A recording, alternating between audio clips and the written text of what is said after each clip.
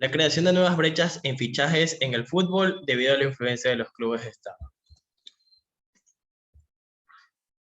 El mundo del fútbol ha venido transformándose con el paso de los años.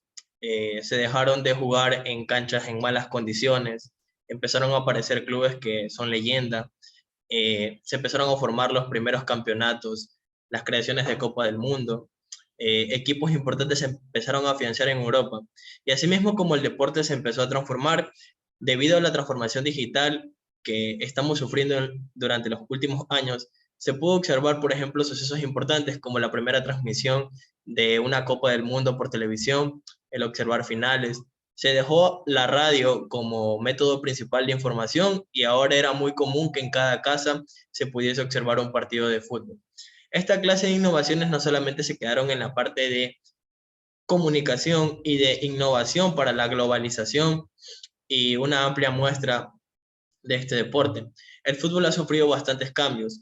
El hecho de implementar nuevos requerimientos para los clubes, nuevos tratamientos médicos, incluso debido a sucesos importantes como fallecimientos de jugadores en la cancha, se han tomado decisiones importantes como contar con un equipo de RCP para sucesos que se puedan dar. Uno de los últimos que se pudo observar fue durante la Eurocopa pasada, en el cual el jugador Christian Eriksen sufrió un colapso debido a un ataque cardíaco.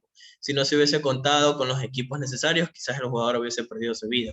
Creo que la innovación más importante que se ha podido observar en este deporte durante los últimos años es la implementación del VAR, conocido en español como el referee de video. Esta clase de innovación ha permitido que en muchos casos se puedan cambiar decisiones importantes con el chequeo. Este sistema consiste en un grupo de cámaras ubicadas estratégicamente alrededor de la cancha con la intención de darle al árbitro una visión que él no puede tener en el instante que sucedan jugadas rápidas. Todas estas clases de transformaciones han llevado a que muchas personas piensen que la esencia del deporte se ha perdido y no sea el mismo que podemos observar durante años pasados. Un tema importante que podemos observar en el mundo del fútbol es el tema de los fichajes.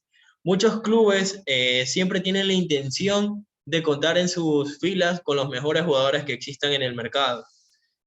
A nivel europeo podemos hablar de equipos grandes en cada país, como el Real Madrid, el Barcelona, el Manchester United, el PSG, el Bayern Múnich, la Juventus, el Inter, entre otros. Cada uno de estos equipos siempre ha tratado de contar en sus filas con los mejores jugadores en el mercado. Muchas veces llegando a pagar cantidades exorbitantes de dinero. Hace unos 10 años era impensable imaginarse que un equipo puede llegar a pagar alrededor de 94 millones de euros por un jugador. Ahora esa cantidad puede llegar a parecer muy poco. ¿Por qué sucede esto? Esto sucede debido a la influencia que tienen estos clubes. Su capacidad económica ha ido creciendo considerablemente. El marketing como tal que generan los jugadores es un factor importante y relevante que se toma en cuenta para poder solventar estos fichajes. Pero ¿qué pasa? El gasto que genera esto no siempre es bien solventado en la mayoría de ocasiones. Muchas veces los clubes se mantienen en deuda. Por eso la UEFA en el año 2009 decidió crear el Fair Play financiero. ¿Por qué creó el Fair Play financiero la UEFA? Con la intención de limitar a los clubes en su capacidad de endeudamiento, para así de esta forma los mismos puedan llegar a gastar hasta una cantidad considerable sin el hecho de que se afecten otras operaciones importantes dentro del club como tal. Recordemos que un equipo de fútbol no solamente se dedica al fútbol, detrás de ellos hay muchas personas en varias áreas administrativas, contables, deportivas, equipo médico, equipo de marketing, equipo de relaciones internacionales, está en el tema de las canteras, el tema de las formativas, el tema de que un equipo como tal corresponde a una marca como tal, es una imagen que se vende dentro del mercado.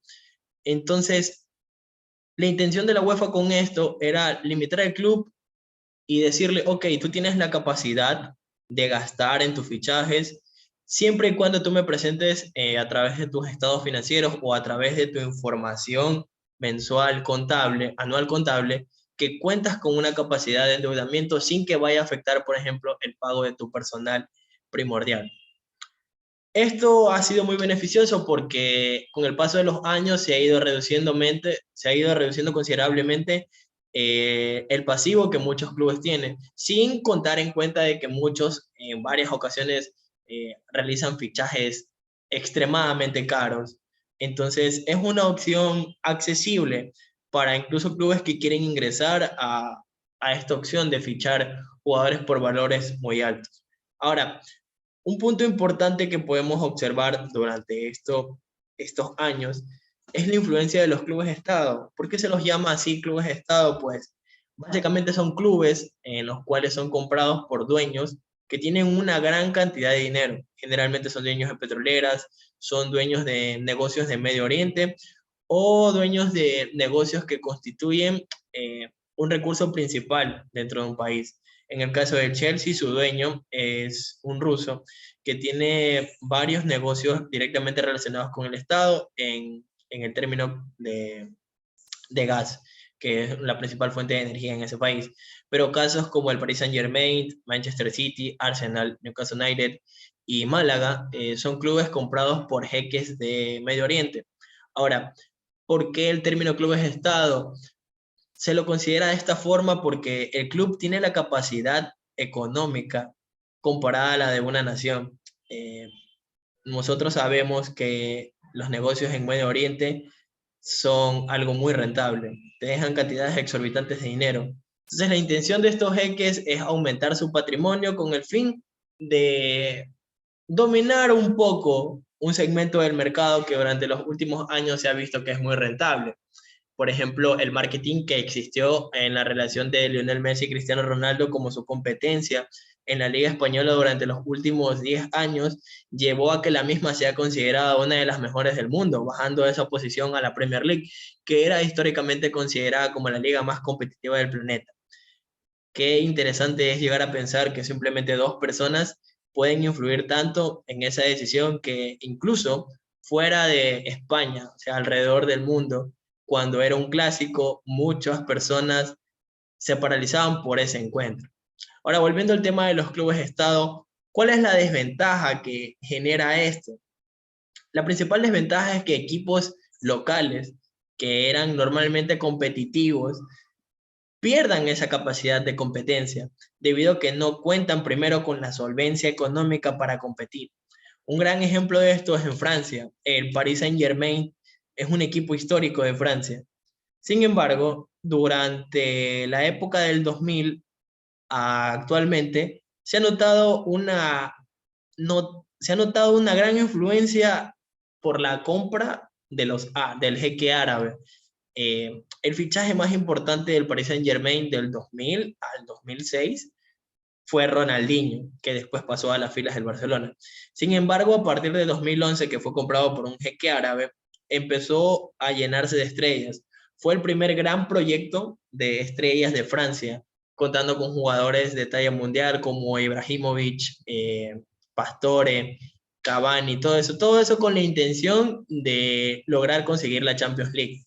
En Inglaterra, por su parte, el Manchester City se convirtió en el equipo de los petrodólares, llegando a pagar cantidades exorbitantes por jugadores que, si bien tuvieron una temporada buena, no se los puede considerar como cracks hasta el momento, porque no han rendido quizás a las expectativas.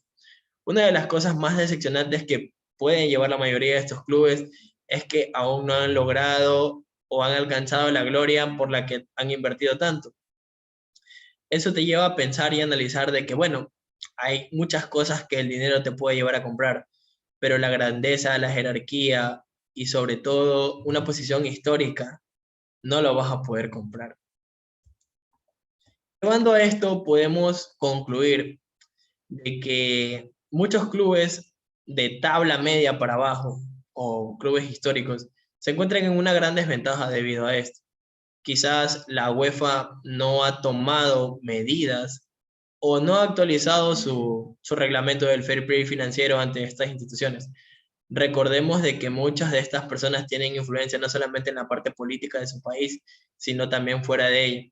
Hay cosas que el dinero realmente sí puede comprar.